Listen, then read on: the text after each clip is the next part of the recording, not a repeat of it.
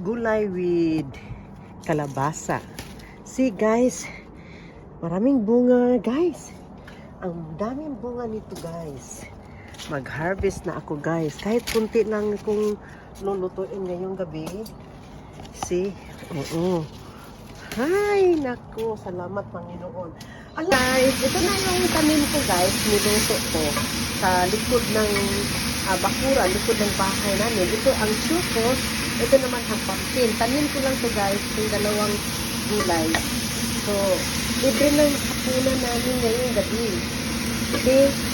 Oh, hindi ako bumili sa market kasi ang chukos, mahal ang chukos ngayon guys. $6 per kilo, $5.99.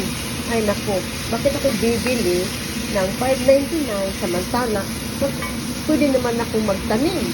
So, paglipat namin dito sa bahay na to guys, tanim ako agad.